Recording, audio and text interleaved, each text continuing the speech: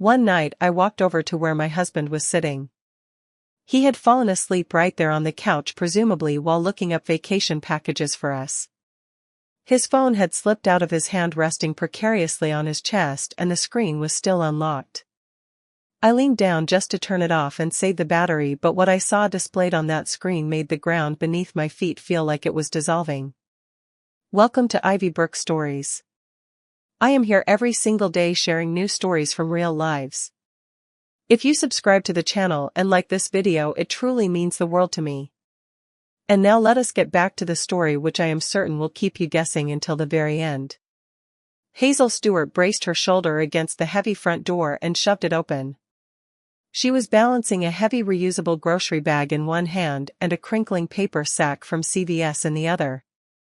The key slipped from her tired fingers and hit the floor with a loud jangling clatter that echoed in the hallway. Hazel cursed under her breath and bent down. Her legs screamed in protest. After a grueling 12-hour shift in the emergency room, today had been absolute hell on earth. There had been 2 major car accidents on the interstate, a middle-aged man who suffered a massive heart attack right in the triage line, and an endless stream of people coughing and sneezing who apparently thought the ER was the right place to treat a common head cold. She kicked her sneakers off right at the threshold, too exhausted to even carry them to the shoe rack.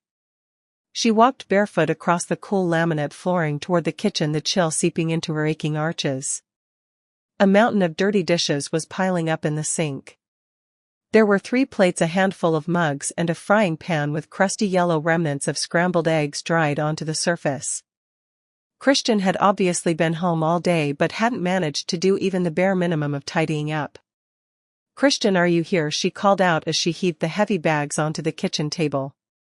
From the living room came an unintelligible mumble, something that sounded halfway between a yes and a grunt. Hazel let out a long heavy sigh and began unpacking the groceries. The milk went into the fridge after she checked the expiration date, because the last time she bought milk she hadn't looked and it went sour in 2 days. The bread went into the pantry box. The vegetables, tomatoes, cucumbers and bell peppers, went into the crisper drawer. Her hands moved automatically, strictly out of routine, while her mind was already drifting far away. She imagined herself on the shore of a warm sea, lying in the white sand, listening to the rhythmic crash of the waves and thinking about absolutely nothing. No shift schedules, no past due bills, and definitely not the home renovation that just wouldn't end. This year had been a living nightmare. First, she was transferred to a different department without anyone asking if she wanted to go. Management just presented it as a done deal. "Starting Monday you are in the ER, Hazel." She had to adapt to a new team, a head nurse who criticized every tiny detail, and a chaotic new rhythm. Here patients didn't stay in rooms. They arrived in a relentless river, one after another, and you had to decide instantly who went to the ICU, who went to X-ray, and who just needed to be calmed down and sent home with ibuprofen. Then her mother got sick. It wasn't anything immediately life-threatening. The doctors said it was age-related issues. Her blood pressure was volatile and her heart was acting up, but Hazel worried constantly. Every single weekend she drove an hour out to the suburbs to the 2-story house where she grew up. She cleaned the house, cooked meals for the week, and drove her mother to appointments at the county clinic, where they often sat in the waiting room for 3 hours.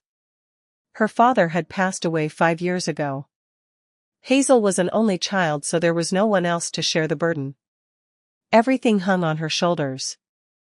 And then there was the remodeling of the condo. The damn endless remodeling that was supposed to take 2 months but had now stretched into 6.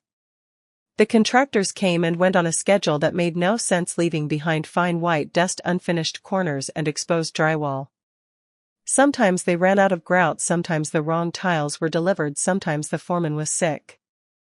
Christian had promised to oversee the process, but in reality every time Hazel came home and asked what had been done that day, he had the same answer.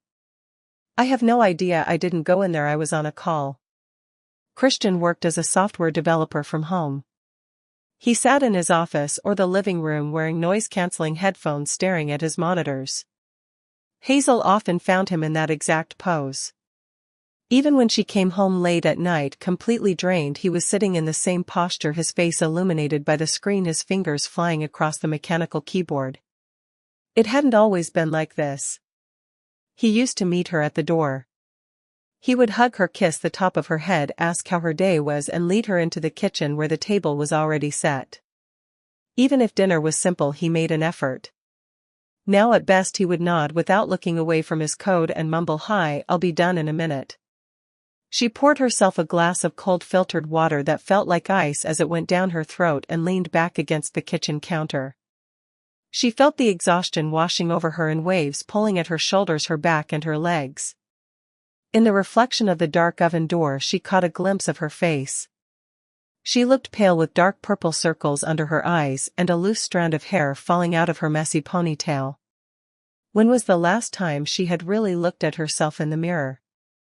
When was the last time she put on makeup, not for work but just for herself to feel pretty? "Christian," she called out louder this time, walking into the living room. He was sitting on the sofa, deeply absorbed in his phone. The screen lit up his face with a cold bluish glow. In that artificial light he looked like a stranger, like someone distant and unreachable.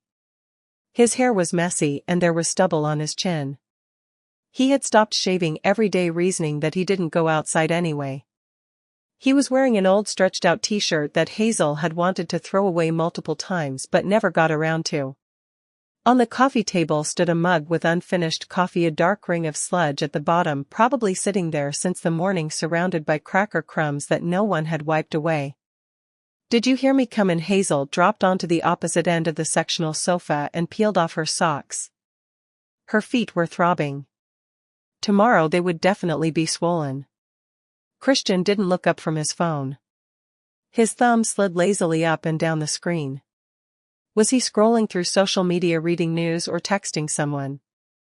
Hazel couldn't see what it was and she didn't ask. In the past she would have asked. In the past she would have been interested.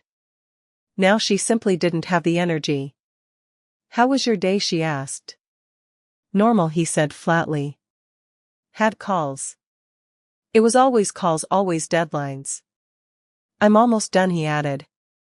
Hazel grabbed the remote and turned on the TV just to fill the suffocating silence. Images from the evening news flickered across the screen. An anchorwoman in a sharp blazer was reporting on some political scandal in Washington. Then they cut to the weather forecast. Hazel didn't listen to the words. She just watched the anchor's lips move and thought about how beautiful it would be to be far away right now, maybe somewhere in the Caribbean. To be in a hotel with crisp white sheets, having breakfast on a terrace overlooking turquoise water, waking up not to an alarm clock but to the sound of seagulls, walking to the beach without the dread of having to run to work in an hour. "Listen," she turned to her husband, trying to keep her voice light and free of accusation. "Let's finally book our vacation. It is already May. If we don't book now, we are going to be left with the scraps. All the good hotels will be gone." Christian looked up from his phone and for a split second Hazel noticed a flash of irritation in his eyes. Something dark scurried across his expression like a shadow, but he smoothed it over instantly. He nodded, feigning interest. "Yeah, sure. Did you want something specific?" "I want the ocean," she said. "A warm, clear ocean." She closed her eyes, picturing it. "Maybe Mexico or Hawaii. I don't know, honestly, I don't care where. As long as we get some rest. I need this vacation so bad, Christian, you have no idea. I feel like if I work another month like this without a break, I am going to have a breakdown." Christian looked at her for a long moment, an appraising look she couldn't quite decipher. "Understood," he said. "I'll look at some options." "Okay, tomorrow I will start researching," he said, turning back to his screen. "No, let's at least start today." Hazel scooted closer, almost pressing against him, seeking the warmth of his body. "Can I look on your phone? Mine is dead." Christian flinched, instinctively pressing the phone against his chest. The movement was too fast, too defensive. "Why?" he snapped. "You have your own." "But it's dead," she said, reaching out her hand, but he was already standing up from the sofa. "I'm too lazy to go get a charger," he said, his voice tight. "Christian, come on, just for a second. Listen, I will do it myself. Really, he backed away a step, still clutching the phone. You are tired, Hazel. Just relax. I will find a few options, show them to you tomorrow, and we can decide then. All right. There was a certain haste in his voice, a nervous note he was trying to cover up with fake concern. But Hazel was too exhausted to pay it much attention, too tired to figure out why her husband couldn't hand over his phone for 1 minute. Maybe he really did have an important work chat open or some confidential business correspondence. She nodded and leaned back against the sofa cushions. Fine, but please pick something good. Don't be cheap. I am ready to spend the money as long as it is comfortable. The main thing is that we can just relax. Christian was already walking toward the door, his pace quick, almost like he was fleeing the room. I'm going to go to my office, work a little bit more and look at trips at the same time. He shut the door firmly behind him, leaving Hazel alone in front of the flickering TV. The screen was now showing the local 7-day forecast. Rain showers were expected all next week. The high would only reach 59 degrees. The weather woman smiled, pointing at a map where gray clouds and rain droplets hung over the city. Hazel reached for the throw blanket at the end of the sofa and wrapped herself in it tight. The apartment felt cold. The building management had turned off the central heating in mid-April, but the true warmth of spring hadn't arrived yet. At night she was freezing even under the duvet. Over the last few months her life had turned into a strange, sluggishly functioning machine. They existed next to each other but not with each other. In the morning Hazel left for work at 6, getting ready in a rush, drinking coffee, standing up in the kitchen because there was no time to sit. Christian stayed home at the computer. Sometimes he didn't even wake up when she left. In the evening she came back destroyed. He was still at the computer or had moved to the sofa with his phone. They ate dinner in silence, each buried in their own screen. Their conversations revolved only around banal domestic things: what groceries to buy, who needed to be called when the city would finally fix the pipes that had been leaking down the street for 3 weeks. The utilities were costing them $350 a month, the groceries nearly $900. It used to be different. Hazel remembered vividly how different it was. 3 years ago, when they first got married, Christian would pick her up from work with flowers. Not just on holidays or anniversaries, but just because. He would pass a florist stand, see something pretty, and think she would like it. Daisies, roses, tulips, whatever caught his eye. She would come home and he would be standing there with a bouquet and that smile. That smile that used to make her head spin. He would cook dinner back then, even though it wasn't always edible. One time he tried to make a casserole and confused baking powder with flour. The result was a sticky, inedible mess that they laughed about until tears ran down their faces. But he tried. He put on music, set the table, lit candles if there was a special occasion. And if there wasn't an occasion, he invented one. Today marks exactly 2 months since we went to that park, remember? Let's celebrate. They used to walk in the evenings hand in hand, go to the movies, picking films at random and sometimes ending up in terrible comedies. But it didn't matter. The only thing that mattered was being together. They made plans. They talked about buying a little lake house where they could grow tomatoes and grill on the weekends. They talked about getting a dog, a big sweet Labrador or a husky. They talked about traveling to Italy, wandering through the narrow streets of Rome, tasting real pasta in a tiny restaurant. Italy remained just a plan. They didn't buy the lake house. All their money poured into the renovation of this damn condo, nearly $20,000 gone. The dog never happened either. Christian said he wasn't ready for the responsibility. He said a dog needs to go out 3 times a day and he had deadlines and she had her shifts. Hazel agreed. Who would walk the dog when she was gone for 12 hours? The poor animal would just be locked inside. She tried to remember the last time they had been intimate. A month ago, maybe 2, perhaps even longer. The date was blurry in her memory because the act itself had become so formal, so quick, devoid of the closeness they used to share. Christian always had an excuse: tiredness, a deadline, early morning meetings, or a headache. Hazel didn't push. After her shifts she didn't have any strength left either. She would just fall into bed and sink into sleep often without even fully undressing. Maybe that was why she was clinging so desperately to the idea of this vacation. She thought that if they could just break out of this routine, be in a different place under a different sky, far away from work, the renovation, and all this daily grime, everything would fix itself. She believed they would be themselves again, the people they were 3 years ago, laughing, talking until dawn, looking into each other's eyes and finding something other than just exhaustion. She believed it. She wanted to believe it. Hazel stood up and went to the kitchen, trying not to think about the fact that her belief was starting to show cracks.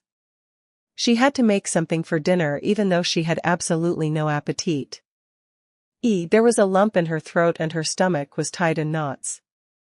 But she had to cook, otherwise Christian would just order pizza or burgers again. They had been surviving on takeout and drive-through windows for half the month because Hazel simply did not have the time or energy to cook. But tonight was different.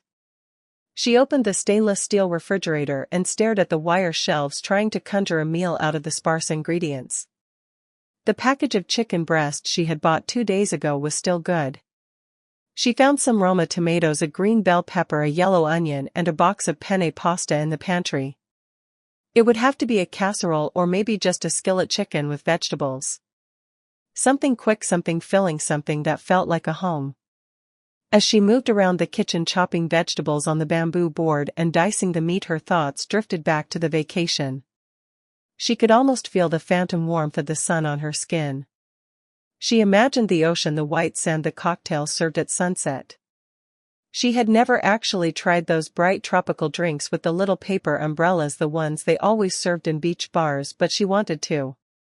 She wanted to walk along the shoreline with Christian, leaving footprints that the waves would wash away. It was a romantic image, like a travel agency commercial or a movie about happy couples who didn't have a care in the world. It felt foolish, of course, to believe in fairy tales at her age. She was 32 years old. She was a grown woman, a registered nurse who had seen everything the emergency room could throw at her. She dealt with death, pain, and the endless spectrum of human suffering on a daily basis. But didn't adults have the right to dream too? Couldn't she just for 1 week or maybe 10 days forget everything and pretend that life wasn't just endless shifts and bills but something bigger, something magical? She whisked a sauce together using sour cream, garlic, and a dollop of Dijon mustard, poured it over the chicken, and slid the glass dish into the oven. She set the timer for 25 minutes. That gave her just enough time to shower, to scrub away the smell of the hospital, the scent of antiseptic, and nervous sweat. In the bathroom, Hazel stripped off her scrubs, tossing them into the overflowing hamper. She paused and looked at herself in the full-length mirror. The laundry had piled up again. She would have to tackle it this weekend. Her eyes traced the lines of her body. She hadn't changed drastically over the years, but the changes were there if you looked close enough. Her hips were a little wider now. Her stomach wasn't as flat as it had been when she was 25. There were faint silver stretch marks on her chest, thin white lines that had never bothered her before but now seemed to catch her eye every single time. She ran a hand over her skin and felt a familiar wave of self-consciousness. Christian hadn't complimented her in a long time. In the beginning he used to tell her she was beautiful, that she was sexy, that he loved her legs and her curves. Now he just offered silence. Even when she walked out of the shower wrapped in a towel, he wouldn't lift his eyes from his phone screen. The hot water beat down on her shoulders, washing away the physical fatigue, but it couldn't touch the anxiety tightening in her chest. As Hazel stood under the spray, the thoughts she tried to suppress during her busy shifts came flooding back. What if he didn't love her anymore? What if he had met someone else? She shook her head, letting the water run over her face. No, that was nonsense. He was always at home. Where would he meet anyone? He worked remotely, doing his coding and taking Zoom calls. Maybe he was just tired or depressed. She had read that programmers often suffered from burnout. Maybe he needed to see a therapist, but she knew he wouldn't go. He would say it was nonsense, that he could handle it on his own. She dried herself vigorously with a rough towel, rubbing her skin until it was pink, then pulled on a pair of soft gray sweatpants and an oversized t-shirt. The savory smell of baked chicken and garlic wafted in from the kitchen, making her stomach growl loudly. She realized she hadn't eaten anything since breakfast aside from half a sandwich wolfed down between patients at noon. Hazel set the table, placing the food on plates, slicing some crusty bread and quickly tossing a salad with cucumbers and tomatoes. She poured cold water into a pitcher. It was all domestic, all normal. Just like always. "Christian, dinner is ready," she called out toward the closed door of the spare bedroom he used as an office. There was silence, then the sound of shuffling footsteps. He emerged about 3 minutes later, phone still glued to his hand. The screen illuminated his face in a pale blue glow. He was typing something, finishing a message, before he finally slid the phone into his pocket and sat down. "Smells good," he mumbled, reaching for a fork. They ate in silence. The only sound was the clinking of silverware against ceramic. Hazel tried to find a topic of conversation, but every sentence that came to her mind felt banal and empty. "How are you doing?" she asked. "Anything new with work?" "Nothing special," he said without looking up. The answers were predictable. "Normal." "Fine." "Nothing special." She chewed on a piece of chicken that suddenly tasted like cardboard and stared at her plate. "Did you look at anything for the vacation?" she finally asked, keeping her voice light, trying not to sound nagging. "Yeah, I looked at a few things." Christian took a long drink of water. "There are some options for Cabo, they aren't too expensive. Or maybe the Bahamas, but that is a bit more pricey." "And what about the hotel?" Hazel pressed gently. "What are the ratings? Does it have a pool?" "We can look at it more closely tomorrow." "Okay." He rubbed the bridge of his nose, looking pained. "My head is empty right now. I am just so tired." Hazel wanted to insist. She wanted to say that they had been putting this conversation off for 3 weeks, that they needed to book soon or the prices would skyrocket, that time was running out. But she stopped herself. She didn't want to ruin the evening with nagging. She didn't want to be the annoying wife. So she just nodded and continued to eat. After dinner, Christian announced he had to finish some code for a demo the next morning and disappeared back into his room. Hazel cleared the table, loaded the dishwasher and wiped down the granite countertops. She moved mechanically on autopilot. She brewed a cup of chamomile tea, hoping it would help her sleep, and sat down on the sofa. A medical drama was playing on the television. She didn't really follow the plot, she just stared at the screen, clutching the warm mug with both hands. The actors played doctors and nurses who saved lives while looking perfect and solving complex personal problems in 45 minutes. Everything was beautiful, dramatic, and lit with perfect golden lighting. Reality was dirtier, more boring, and definitely lacked the soundtrack. She picked up her phone and opened a travel app.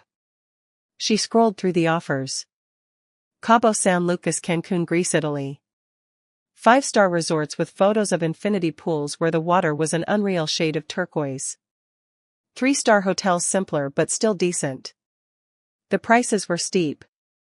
$3,000 to $6,000 for 2 people for a week, depending on the hotel and the season.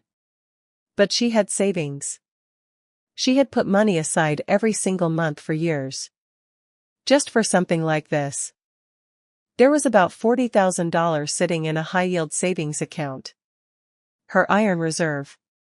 Christian earned significantly less, usually netting around $3,500 a month, sometimes $4,000 if he took on side projects. She never held it against him. She never threw it in his face that she was the breadwinner, that she carried the main burden of their expenses. She just paid them. The mortgage, the utilities, the groceries, which cost nearly $800 a month now. The renovation they had done last year. How much had that cost?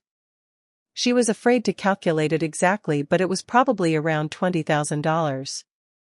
He chipped in sometimes, but it was irregular. Sometimes he gave her $50 for groceries, sometimes he forgot. She didn't remind him because she didn't want to seem calculating or greedy. Hazel bookmarked a few hotels, sending the links to her notes app. She would show them to Christian tomorrow. He could choose. Or she would choose herself. What difference did it make at this point? The main thing was to get away, to change their environment, to break out of this vicious cycle. Work home, work home. Maybe there by the ocean under the southern sun they would be the people they used to be. In love, connected, happy. She drank the now lukewarm tea and went to the bedroom. Christian was already under the duvet, his back turned to her. He was breathing rhythmically. He was either asleep or pretending to be. Hazel slipped in beside him, trying to be quiet, trying not to disturb him. She reached out a hand to embrace him. Her palm rested on his shoulder. She pressed herself closer, hoping for warmth, but he grunted something unintelligible in his sleep and flinched, moving to the very edge of the mattress away from her touch. She retreated to her side and closed her eyes. Between them lay an empty space, cold and vast like a canyon. Sleep didn't come immediately. Hazel lay in the dark, listening to her husband's steady breathing, and visualized the ocean. Warm, gentle, endless. Waves rolling onto the beach, hissing into the sand, washing away all the dirt, all the fears. She imagined walking into the water knee-deep. The water would be warm as fresh milk, then waist-deep, then she would dive under completely and everything would be washed away. The fatigue, the loneliness, the strange emptiness that had settled between them, growing like mold in the corners of their marriage. Eventually she sank into sleep and she dreamed of the sea. Blue, calm and empty of people. She walked alone along the shore and the waves erased her footprints as if she had never been there. Hazel opened her eyes in total darkness. For a second she lay motionless, trying to understand what had woken her. The room was silent save for the wind outside rustling the branches of the oak tree against the siding. The wind was picking up, promising rain by morning. She turned her head and looked at the glowing red digits of the alarm clock on the nightstand. It was 3:47 a.m. Too early to get up, too late to call it the middle of the night. Beside her, Christian was snoring softly. He lay on his back, his arms outstretched, and in his right hand he was still clutching his phone. The screen was glowing faintly, casting trembling reflections on the white ceiling. Hazel propped herself up on her elbow and looked at her husband. He was fast asleep, his mouth slightly open, his breathing deep and heavy. She reached out carefully to take the phone from him and set it on the nightstand. Christian often fell asleep with the device in his hand and then complained in the morning about his fingers being numb. Hazel gently loosened his grip. The phone came away easily. She took it and was just about to press the side button to turn off the screen and set it down. But the screen didn't go dark. On the contrary, the movement caused it to unlock via face recognition, or perhaps it had never locked at all. On the display, the travel agency app was open. Hazel was about to close it, but something stopped her. She squinted, staring at the small letters on the bright screen. Booking confirmation. Cabo San Lucas, Mexico. Departure in 2 weeks. He had done it. He had actually selected something. He had kept his promise. She felt a smile tug at her lips and she swiped her finger across the screen to see the details. The smile froze. The booking was for 6 people. Hazel read the line again, then a third time. 6 people. It wasn't 2 adults and 4 children. The list of names was explicit. Christian Morris. Pearl Rogers, his mother. Timothy Richardson, his brother. Magnolia Richardson, his brother's wife. Then followed names she didn't know immediately. Stella Kelly. And another man named Andrew Watson. Her name was not on the list. Hazel Stewart was missing. Hazel felt her stomach twist into a tight, hard knot. Her hands began to tremble. She sat up fully in bed, bringing the phone closer to her face to make sure she wasn't hallucinating in the dark. Maybe it was a draft, maybe he had just been searching for options for a large group trip for a friend. But at the bottom of the screen was a bright green button. Paid. Confirmation sent via email. Paid. He had paid for a vacation for 6 people. For his family, for a woman named Stella, but not for her. Her heart hammered against her ribs, making it hard to breathe. Hazel swiped with a shaking finger, opening other tabs. She went to his email. There was the message from the travel agency with the booking confirmation. She opened the attachment. Scans of passports. 6 passports. Christian, his mother, his brother, his sister-in-law, a man named Andrew Watson, and Stella Kelly, age 24. The passport photo showed a young woman with long blonde hair and full pouty lips. She was pretty. She was much younger than Hazel. Her fingers seemed to move on their own, gliding over the glass screen. Hazel opened his messaging app. The most recent chat was at the top.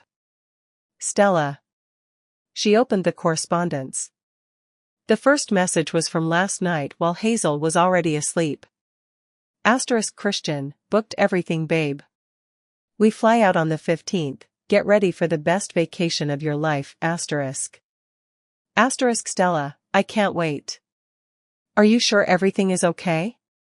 What if she gets suspicious, Christian, don't worry, she doesn't suspect a thing. I told her I was looking for us.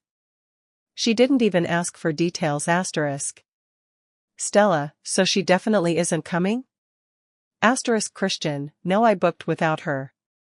I'll tell her I mixed up the dates and her vacation time didn't get approved or something. She'll believe it. She always believes everything, Hazel scrolled up, reading the messages from the last few weeks. Every line drilled into her like a shard of glass. Stella, I'm going to introduce you to my family. Mom is going to be thrilled. She's been saying for a long time that Hazel isn't the right one for you, Stella, are you really going to divorce her, Christian? Christian, as soon as I get the money out of her for this trip, I'm filing the papers. There's no point dragging it out anymore. The condo belongs to her, but I'll find a way. I can sue for a share in court, Stella, I'm a little scared. What if you change your mind, Christian, I won't. She's been getting on my nerves for a long time. Always tired, always unhappy. With you I feel alive, The phone slipped from her hand and landed silently on the duvet. Hazel sat motionless, staring into the darkness ahead of her.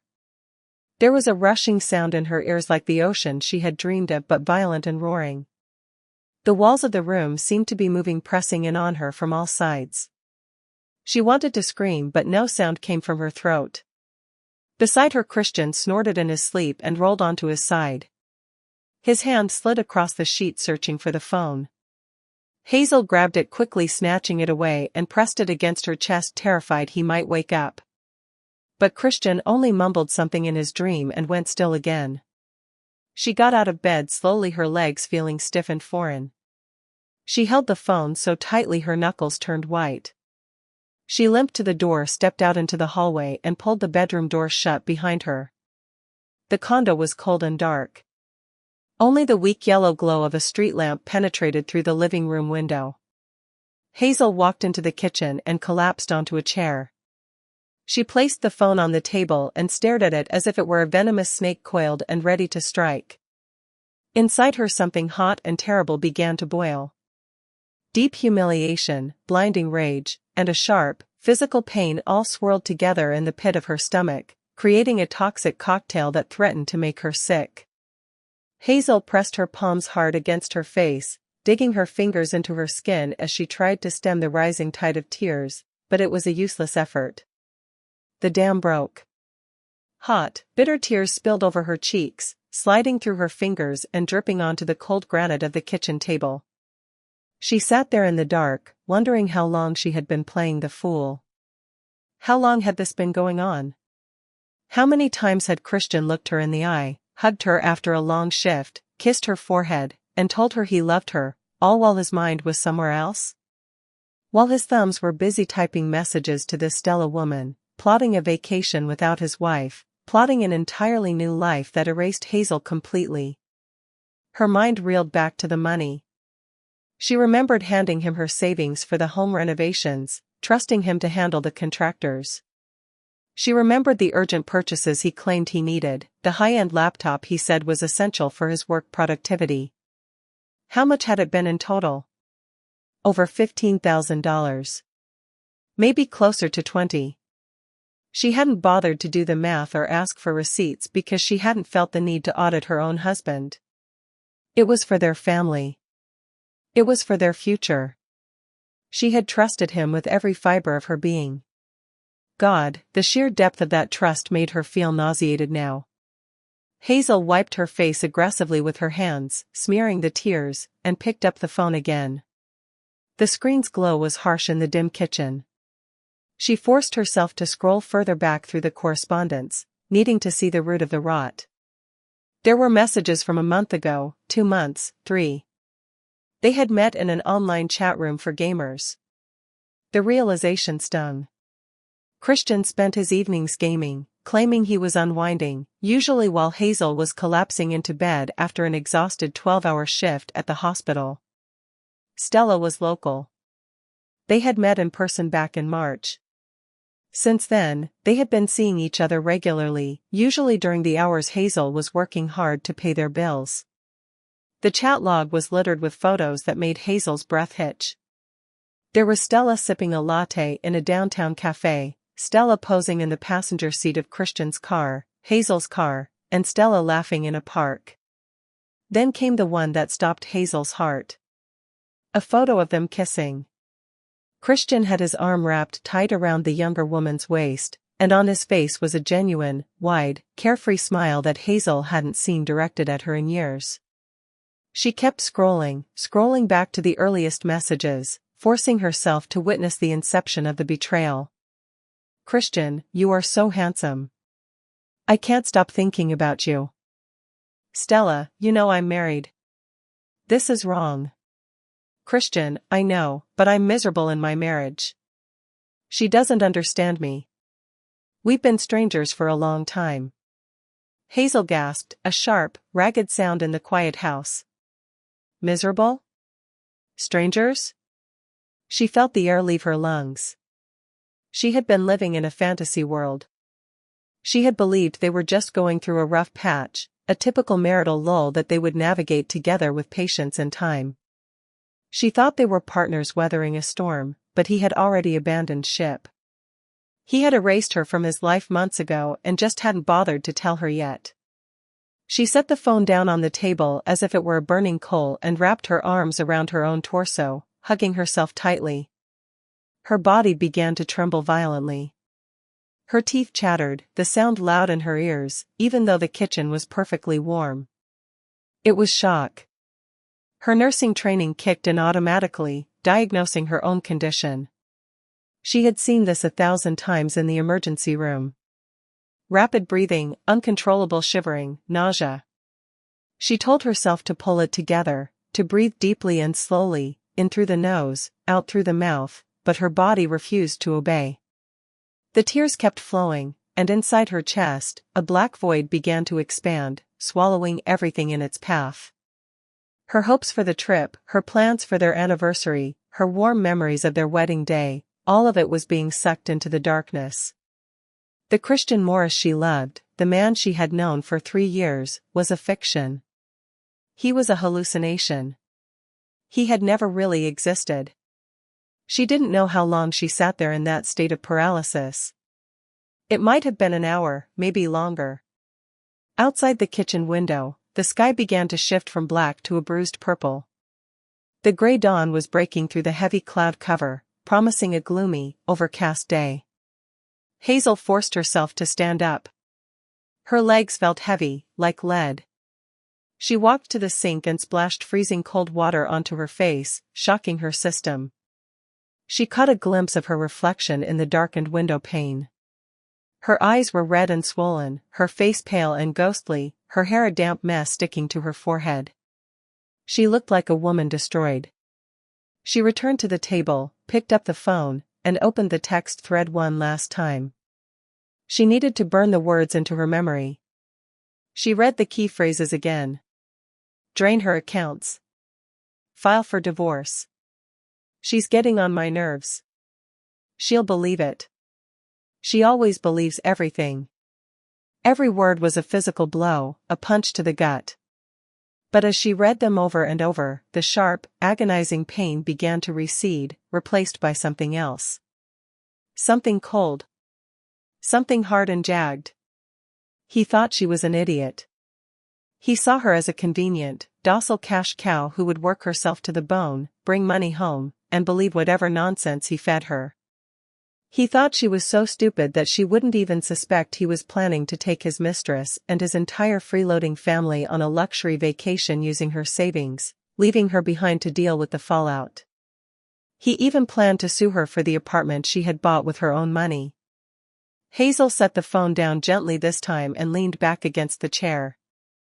A thought began to form in her mind, cutting through the fog of pain and humiliation like a scalpel. It was clear and icy. He wanted to betray her. Fine. But she had absolutely no intention of being the victim in his narrative. She wouldn't cry and beg him to stay. She wouldn't scream and throw plates and cause a scandal he could use against her. She was going to do this differently. She picked up the phone and opened the travel agency app. She studied every single detail of the booking, the confirmation number, the hotel dates, the flight arrival times. Everything had been paid for with Christian's card, but the account was accessible with just his phone number and last name. She took screenshots of everything, emailed them to her private secure account, and then meticulously deleted every trace of her activity. She cleared the app history, closed the messenger threads, swiped away the notifications, and placed the phone exactly where she had found it on the counter. She walked quietly into the bedroom. Christian was still asleep, sprawled out on his back with his mouth slightly open, snoring softly. Hazel stood over him, watching his face in the gray morning light. It was the face of a stranger. An enemy. She went back to the kitchen, retrieved her own phone from her purse, and opened her contacts. She scrolled until she found the number for Morgan Bennett. They had gone to nursing school together years ago, but Morgan had pivoted, gone to law school, and was now a shark at a family law firm downtown. They didn't see each other often, but the bond of surviving those early grueling hospital shifts together had never broken. It was too early to call, so Hazel typed a text. Morgan, hi. Sorry it's so early. I need urgent legal advice. Can you meet today? The reply came about 20 minutes later, just as Hazel was sitting down with a fresh cup of coffee, staring blankly at the gray sky. Hazel? Of course. Come to the office at 10. What happened? I'll tell you later. Thanks. Hazel finished her coffee. Her hands were steady now. The tears had dried up completely. Inside, she felt empty and cold, like the interior of a deep freezer, but that numbness was infinitely better than the searing pain that had tormented her an hour ago. She stood up, went to the bathroom, washed her face properly, applied concealer to hide the redness around her eyes, and looked in the mirror. She recognized herself again. This was the woman who worked in the ER, the woman who made life or death decisions in split seconds, the woman who didn't panic when the blood started flowing. Christian woke up around noon, as usual. He stumbled into the kitchen looking disheveled, wearing only his boxer shorts, yawning loudly and rubbing sleep from his eyes. Morning, he grunted, heading straight for the coffee maker. Morning, Hazel said. She was sitting at the table with a cup of tea, scrolling through her phone. Her voice was even, calm, devoid of any tremor. You're up early, he muttered. Couldn't sleep? Christian poured himself a mug of coffee and sat down opposite her. Hazel didn't look up, keeping her eyes glued to her screen as if reading something fascinating. Hey, listen, about our vacation, he began, taking a loud sip. I was looking at some options last night. There's this really great deal for a resort in Key West, but the flight is on the 15th. Your PTO doesn't start until the 20th, right? Hazel finally lifted her eyes and looked him directly in the face. He didn't flinch. He didn't blink. He lied with such natural ease, such casual fluidity, that it was terrifying. It was as if he had been practicing this deceit his entire life. Yeah, the 20th, she nodded, her face a mask of polite disappointment. Ah, figures. Doesn't fit then. Too bad, it was a really good price. Alright, I'll keep looking for something else. You do that, Hazel said, dropping her gaze back to her phone. I have to get to work. She stood up, grabbed her bag, and put on her coat. Christian stayed in the kitchen, finishing his coffee and scrolling through his social media feed, completely unbothered. Hazel paused in the hallway, looking through the doorframe at his back. She used to love that back. She used to love hugging him from behind while he cooked, resting her head between his shoulder blades. She used to love watching him sleep. Now, looking at him just filled her with a profound sense of revulsion. Bye, she said, and walked out the door without waiting for an answer. Hazel reached Morgan's office just before 10. It was on the third floor of a sleek business center downtown. The building had glass doors, stark white walls, and the expensive smell of espresso and leather in the lobby. The receptionist nodded at her, recognizing her from past visits, and gestured toward the heavy oak door at the end of the corridor. Morgan met her at the entrance to her office. She was tall and slender, dressed in a severe charcoal power suit with her hair pulled back in a tight, no-nonsense bun. But her eyes were the same, warm, observant, the kind of eyes that could assess a patient's, or a client's, emotional state in a single glance. Hazel, come in, she said, stepping aside. You look terrible. What happened? Hazel walked into the office and collapsed into the chair in front of the massive mahogany desk. Morgan closed the door, locking out the world, and sat down opposite her, clasping her hands and waiting. Christian is cheating on me, Hazel exhaled the words, and as she said them aloud, she felt something inside her finally release. Saying it made it real, but it also made it manageable. He's planning to file for divorce and try to sue me for the apartment. And right now, he's planning to fly his mistress and his entire family to Cabo on a vacation paid for with my money. Morgan straightened up in her chair. There was no gasp of surprise, only the sharp, focused intensity of a professional who had just been handed a complex problem to solve. Tell me everything. From the beginning. Hazel took out her phone and pulled up the screenshots. She showed Morgan the booking confirmation, the texts with Stella, the timestamps. Morgan read in silence, occasionally zooming in on a detail or scrolling back to reread a message. Her face remained unreadable, a stone mask, though her lips pressed into a thin, white line every few seconds. Okay, Morgan said finally, setting the phone down. How long have you been married? 3 years. We got married in 2022. Whose name is on the deed to the apartment? Mine, Hazel said firmly. I bought it 3 years before we met. He's not on the title. Good. Excellent. He has no claim to the property itself. That is separate property. Now, the car? Is it in his name? It is, but we paid for it 50-50. Fine. Let him keep the car. It's a depreciating asset anyway. Now, savings and accounts. You said he's using your money? I have about $40,000 in my personal savings. We don't have a joint account, but I've been transferring money to him for renovations and household stuff.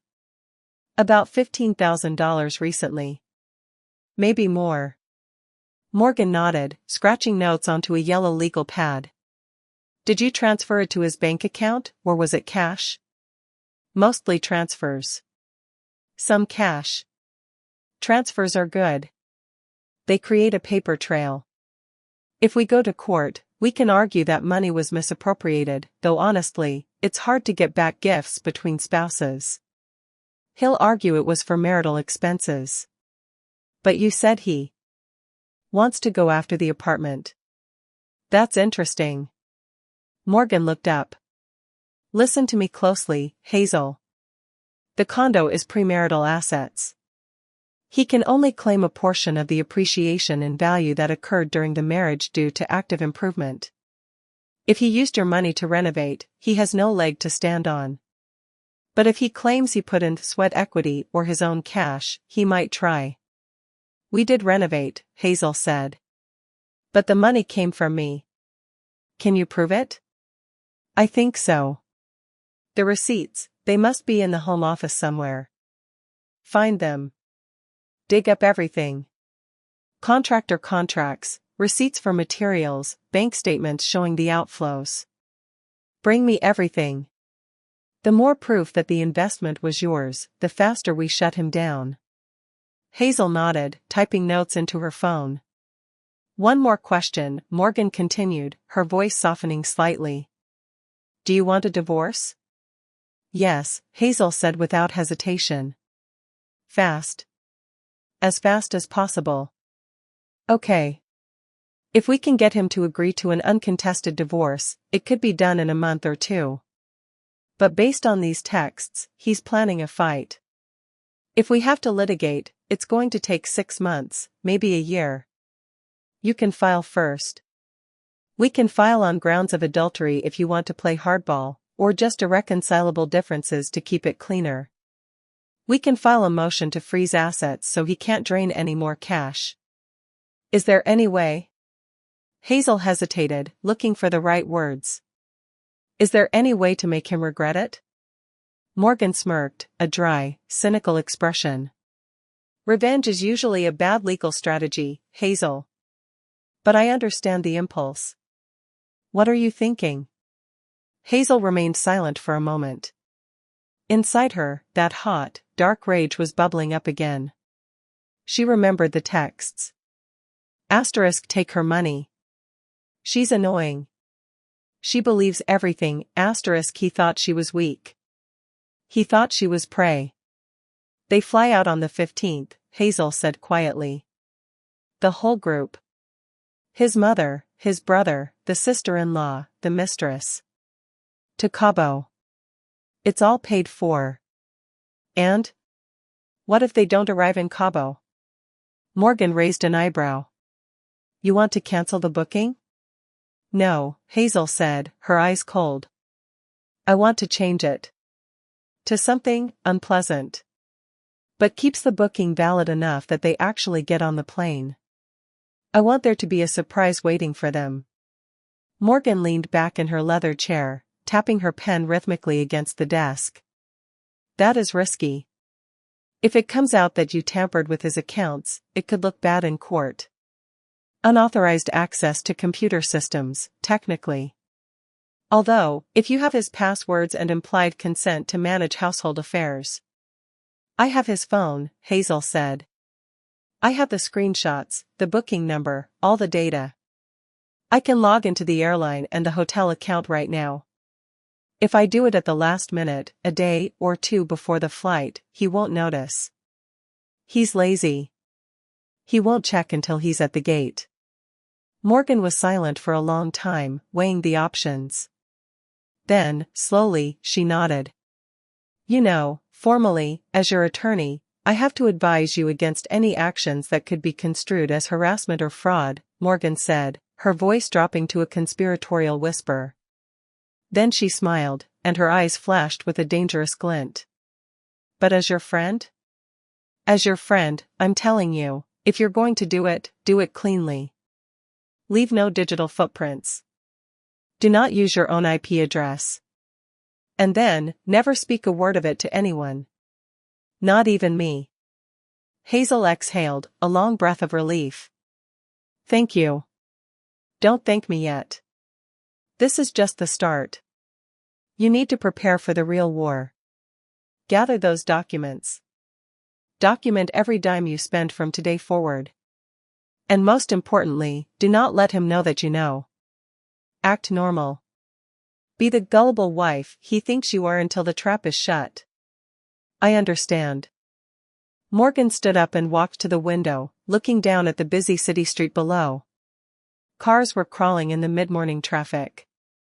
People were rushing along the sidewalks, oblivious to the drama unfolding above them. Hazel, seriously, Morgan said without turning around. If you want vengeance, that's your right. But don't regret it later. Revenge has an aftertaste. It's not always sweet.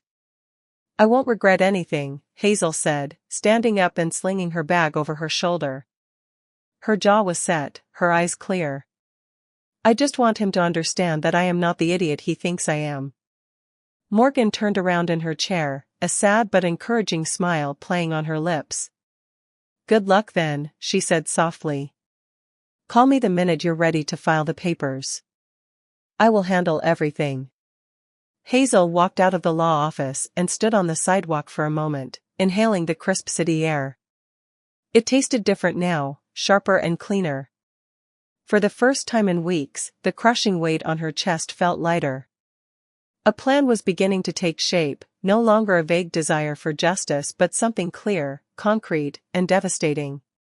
For the next few days, Hazel lived a strange double life. By day, she was the consummate professional at the hospital, moving through her nursing shifts with mechanical precision, tending to IVs and changing bandages while her mind whirred like a computer processor. By evening, she returned to the apartment and played the role of the unsuspecting wife.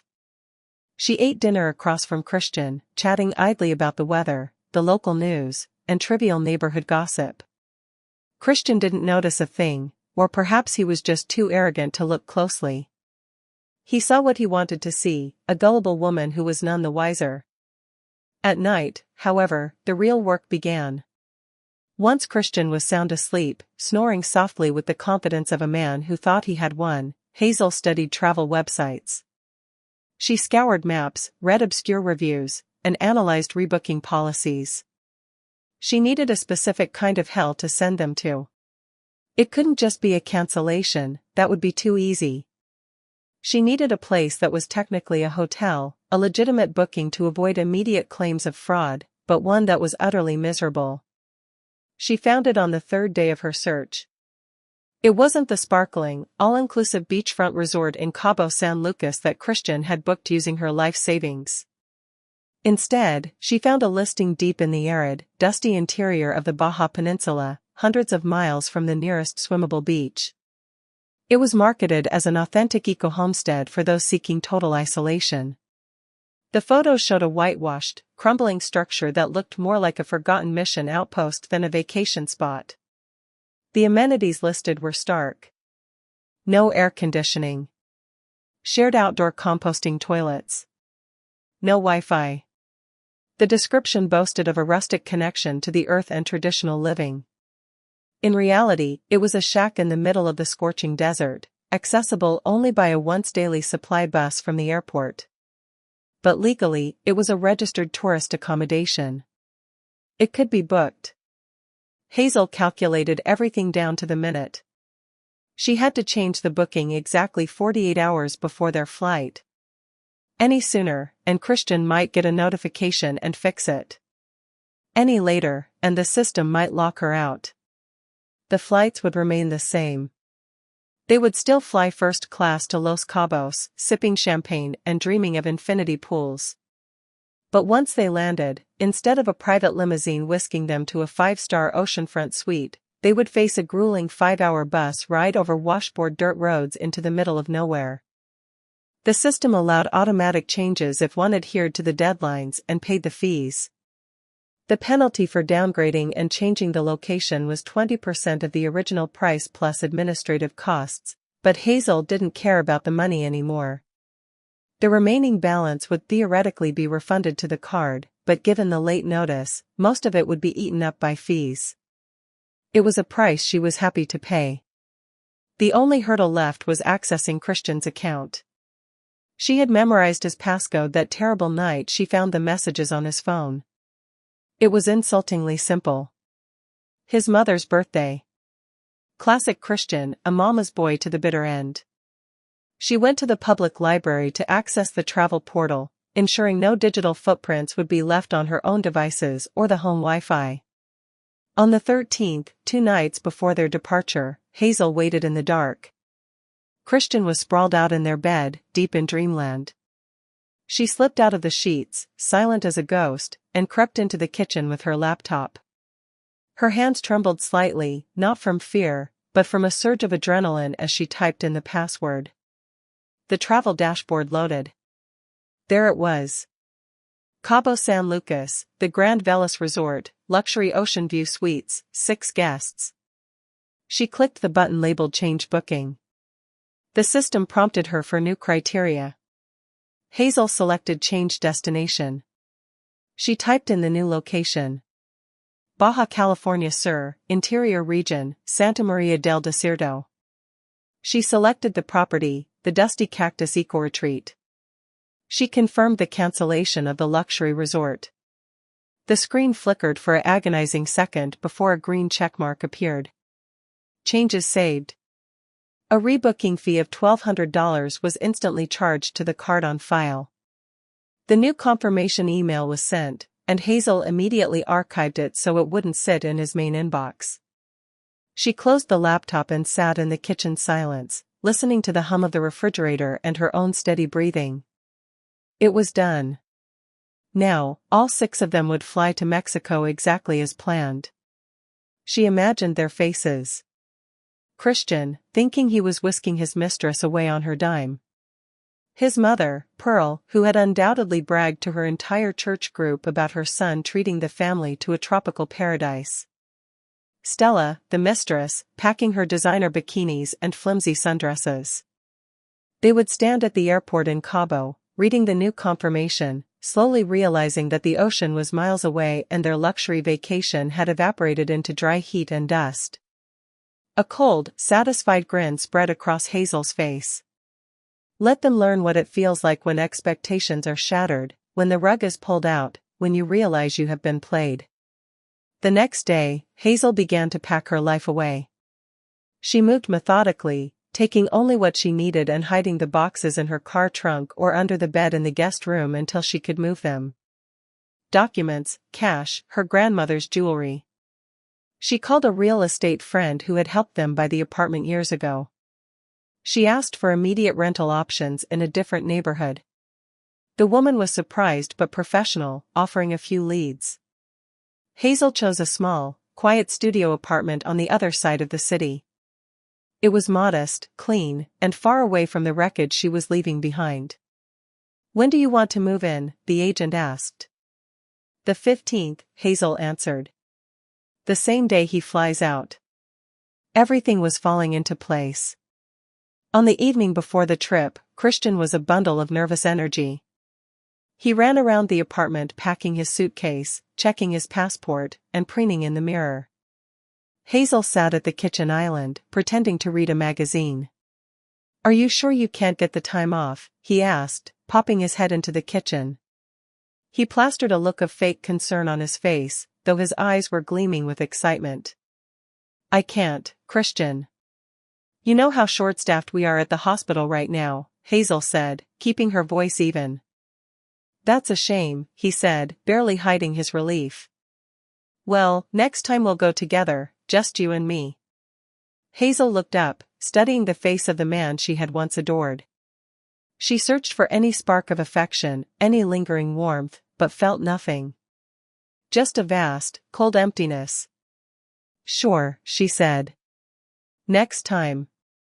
He walked away, humming a tune. Hazel looked back down at her magazine, the words blurring together. She wasn't reading. She was counting down the hours. Tomorrow, everything would change. Tomorrow, he would fly, and he would find out. On the morning of the 15th, Christian woke up before the alarm. He was bustling with energy, double-checking his luggage tags. Hazel walked him to the door, playing the part until the very last second. "Have a safe flight," she said, leaning in to kiss his cheek. "Thanks, babe. I'll call you when we land," he promised, grabbing his carry-on. She nodded. He stepped out into the hallway, and the heavy door clicked shut behind him. Hazel stood in the entryway, listening to his footsteps fading down the stairs. The moment the sound disappeared, she moved. She went straight to the bedroom, grabbed her pre-packed duffel bag, and pulled out her phone. She typed a text to Morgan. "I'm ready." Go ahead and file. Meet me day after tomorrow. The reply came instantly. Waiting for you. Stay strong. Hazel ordered a rideshare, loaded her boxes into the back, and climbed into the passenger seat. Where to? The driver asked. To the storage unit, then the north side, she replied. As the car pulled away from the curb, Hazel watched the building disappear in the side mirror. Her old life was receding into the distance. Ahead lay something new, uncertain, and perhaps a bit scary, but it was entirely hers. She pulled out her phone and turned on read receipts. In a few hours, Christian would be landing. It would be interesting to see how long it took him to realize something was wrong. The first notification came 5 hours later. A call from Christian. Hazel declined it. Then another. And another. She switched the phone to silent and dropped it into her purse. She was sitting on the floor of her new apartment, unpacking books, and for the first time in weeks, she felt a profound sense of peace. Thousands of miles away, the Los Cabos International Airport greeted Christian and his group with a blast of tropical heat and the chaotic energy of tourists. The arrival boards flickered with flights from all over the world. The air smelled of jet fuel and humidity. Christian led the way, dragging his expensive suitcase, looking like the leader of the pack. Behind him trailed his mother, Pearl, wearing a loud floral kaftan and a sun hat, his brother Timothy and his wife Magnolia, then Stella, looking stunning in white linen pants and oversized sunglasses, and finally Andrew, Timothy's friend who had tagged along at the last minute. So, when does the party start? Christian turned to Stella, winking conspiratorially. Are you ready for the best week of your life? She smiled, squeezing his hand. I can't wait to see the ocean view. Pearl was already flipping through a glossy brochure she had picked up. Christian, does this hotel have the swim-up bar you promised? Mom, it has everything. I told you. 5 stars, all-inclusive. Just relax. They approached the transportation kiosks outside the terminal. Christian pulled out his phone to pull up the transfer voucher. The heat was already making him sweat. He scrolled to the email confirmation, expecting to see the logo for the private luxury shuttle service. He frowned. The email subject line looked different. Update to your booking. He opened it. He read the first line, blinked, and read it again. Accommodation, the Dusty Cactus Eco Retreat. Location, Santa Maria del Desierto, Interior Region. Transfer, Regional Bus Line 402. Departure, 2 p.m. from Terminal B Bus Bay. Travel time, 5 hours. What the? He scrolled down, his heart beginning to hammer against his ribs. He couldn't believe his eyes. This wasn't the resort. Daniel, what's wrong? Pearl peered over his shoulder, her brow furrowing. Why does it say Interior Region? Where is the beach? It must be a mistake, Christian stammered.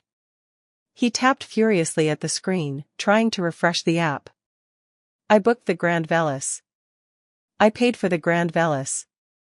Stella snatched the phone from his trembling hand. Let me see. She stared at the screen, her face draining of color. Christian, this says it's a homestead.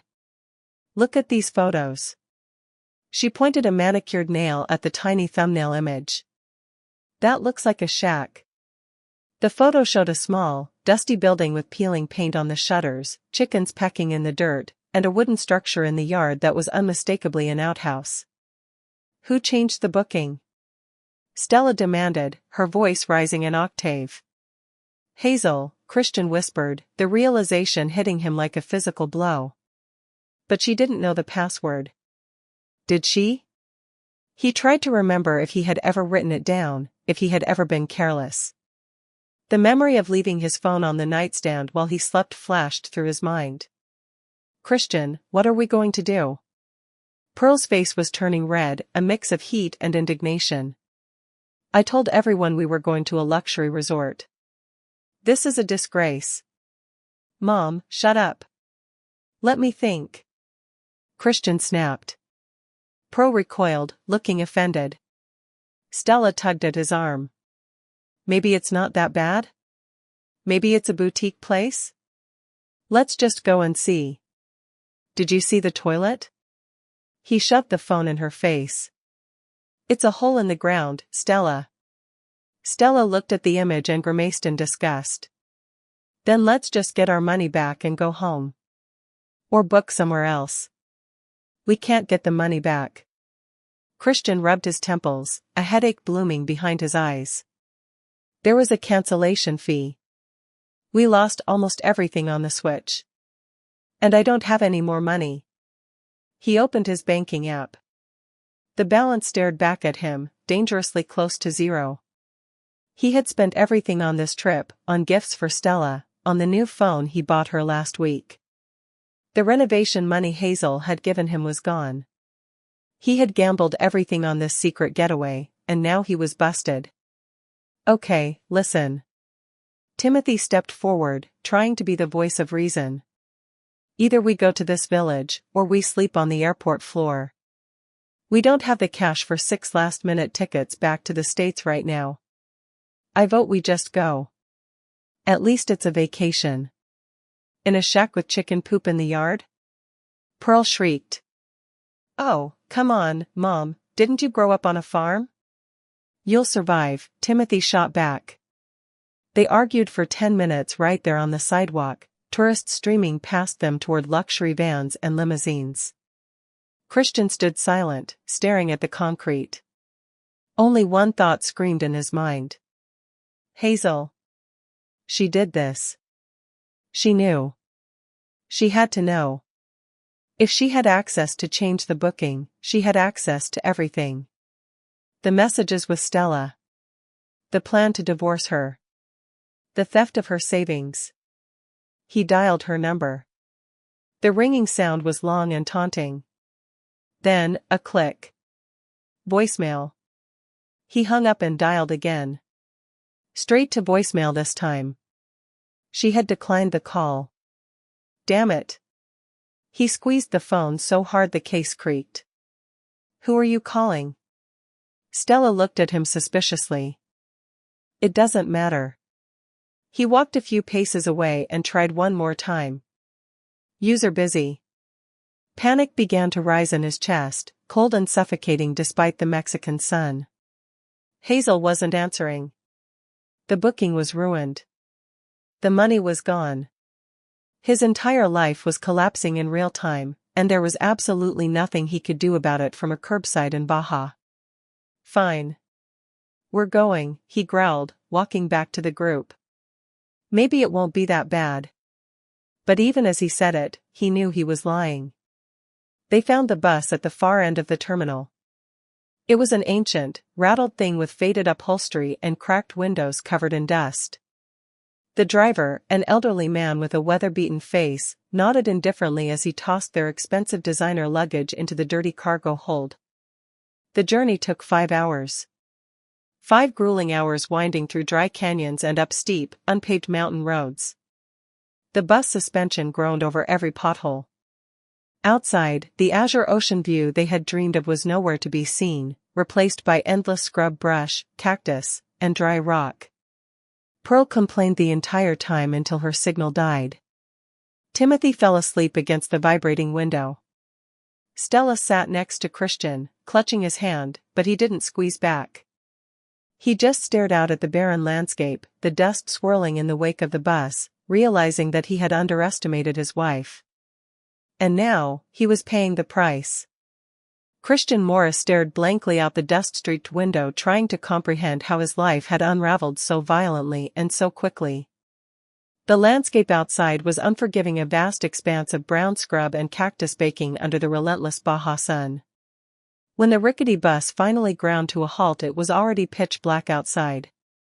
The air conditioning had failed hours ago, leaving everyone covered in a sheen of sweat and road dust. Christian tried to call Hazel again, his thumb trembling over her name on the screen, but the call failed instantly. There was zero signal out here. He typed a frantic text message demanding she call him immediately, but the message just sat there sending failed. From the desolate bus drop-off point they had to cram themselves and their ridiculous amount of designer luggage into a rusted pickup truck that served as the local taxi. It was a humiliating squeeze. The ride took another agonizing hour over a bone-jarring gravel track that could hardly be called a road. Every pothole sent a shockwave through the vehicle. Pearl Rogers groaned loudly, clutching her bag of travel documents to her chest as if it were a life raft. The village of Santa Maria del Desierto turned out to be even more hopeless than the pictures Hazel had secretly booked them into. It consisted of maybe 24 squat concrete structures with dust swirling in the streets and the thick pungent smell of donkey manure hanging heavy in the stagnant air. The Casa de la Paz Eco Sanctuary stood at the very edge of this sad little settlement. It was a 2-story block of crumbling stucco with peeling paint on the shutters and a crooked dirt courtyard. The owner was waiting for them at the rusted metal gate. He was an elderly man wearing a stained undershirt who spoke in a mix of rapid Spanish and broken English. "Welcome, welcome," he said, waving them in. "You are the Americans, yes, come in. We are here," Christian hissed through clenched teeth, his patience completely evaporated. Inside the main building the air smelled of damp rot and something sour like spoiled milk. The rooms were shockingly small prison cells, really furnished with rusty metal cots and stacks of wool blankets that looked like they had been used by livestock. Pearl took one look into the courtyard and let out a horrified shriek. "Christian, the bathroom is literally outside," she screamed, pointing a manicured finger. Yes, the owner nodded eagerly. "Eco-friendly latrine. Very natural. Very clean. I wash it yesterday with hose." Stella Kelly, the woman Christian had risked everything for, dropped her expensive weekender bag into the dirt floor and collapsed onto the metal cot, burying her face in her hands. She began to sob, the sound muffled and pathetic. Christian stood in the center of the cramped room, paralyzed. He had no idea how to fix this. Timothy Richardson walked out into the yard to smoke a cigarette, needing to escape the smell of the room. Magnolia Richardson was weeping softly in the corner. Andrew Watson was already tapping furiously on his phone, trying to figure out how to charter a plane or a helicopter to get them out of this hellhole, but the screen showed no service. Christian pulled his phone out again and dialed Hazel's number for the 100th time. It went straight to voicemail. He typed a long, furious paragraph cursing her, accusing her, asking for explanations he felt he was owed. The message status spun and finally changed to delivered, but it remained unread. He walked out into the suffocating heat of the courtyard and sat down on a wobbly wooden bench next to Timothy. "She knows," Christian said, his voice barely a whisper. "Who knows?" Timothy asked, exhaling a cloud of smoke into the warm night air. "Hazel," Christian said, closing his eyes. "She found out everything. She changed the booking. She sent us here on purpose." Timothy took a long drag and looked at his friend with a mixture of pity and annoyance. "Well, brother, you really messed this one up, didn't you?" Christian remained silent. A single agonizing thought pulsed in his head. How could he have been such an arrogant idiot? How could he have believed he would get away with stealing her money and humiliating her without consequences? Suddenly his phone buzzed in his pocket. He jerked it out, hoping to see Hazel's name, praying for a chance to lie his way out of this. But it was a message from an unknown number. The preview showed it was from Ivy Brooks, Hazel's best friend and lawyer. "Christian, this is Ivy. Hazel asked me to forward this to you. She is filing for divorce tomorrow morning. The apartment is in her name, and thanks to your little stunt the remaining assets are hers too. You have no legal claim to anything. Enjoy your vacation in the middle of nowhere." Christian read the message 3 times, his hands shaking so hard he almost dropped the device. He stared at the glowing screen until it went dark, then he threw the phone into the dust and buried his face in his hands, letting out a guttural groan of despair. Thousands of miles away, Hazel Stewart stood by the bay window of her new apartment holding a steaming mug of herbal tea. Outside, a gentle rain was falling over the city, turning the streetlights into soft blurry halos. The city was gray and unfamiliar, but inside her chest there was a profound silence. For the first time in years the anxiety was gone. She picked up her phone and looked at the screen. Dozens of missed calls from Christian and a string of unhinged text messages. She didn't read a single one. With a calm deliberate motion she opened his contact settings, added his number to the block list and set the phone down on the counter. On her dining table sat a neat stack of documents that she would take to court in the morning. The divorce petition, the inventory of assets, the proof of his infidelity and financial theft. Ivy had handled everything with surgical precision. It was fast, clear, and devoid of unnecessary drama. Hazel took a sip of tea and watched the raindrops race each other down the glass. Somewhere out there in the arid Mexican desert, in a mountain village with no ocean and no luxury, Christian and his group were sitting in a squalid shack, realizing that their perfect getaway had turned into a nightmare. She tried to picture his face. She imagined him confused, angry, helpless. And surprisingly she felt nothing. There was no surge of wicked joy, no pang of guilt, no lingering sadness. There was only a sense of emptiness, but it was a good emptiness. It was a clean slate. The revenge was cold, just as they say it should be. Ivy had been right. It didn't bring satisfaction exactly, but it brought balance. It was simply the closing of a ledger. Hazel finished her tea, rinsed the mug and placed it in the sink. She walked into her bedroom where crisp, clean sheets awaited her. Tomorrow a new life would begin. There would be court dates and paperwork and formalities, but after that there would be work, new people and new places. Maybe one day she would trust someone again, maybe she would fall in love, or maybe she wouldn't. That didn't matter right now. What mattered was that she was free. She climbed into bed, pulled the heavy duvet up to her chin and closed her eyes. Sleep came easily without nightmares or dread. Outside the rain continued to wash away the dust of the past. And far away in a remote village, Christian sat on a creaking bed listening to the sound of Stella crying and realized he hadn't just lost a wife. He had lost the one person who had believed in him more than anyone else in the world. And that was something no amount of apologizing could ever fix. I am so genuinely glad you were here with me today and that I could share this story with you. If you enjoyed listening to Hazel's journey to freedom, please show me by liking this video and subscribing to my channel. Let's see how big our community can grow. I would love to hear from you, so please write in the comments which city or town you are listening from and what time it is there. I am always so curious to see where all you lovely people are tuning in from. If you want to support me a little extra, there is a link to send a small donation which helps me keep creating.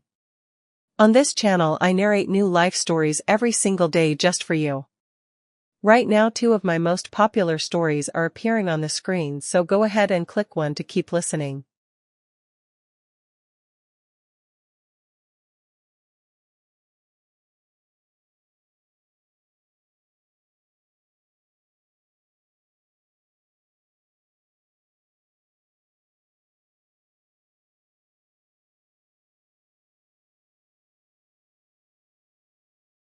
Thank you for listening to this story until the end.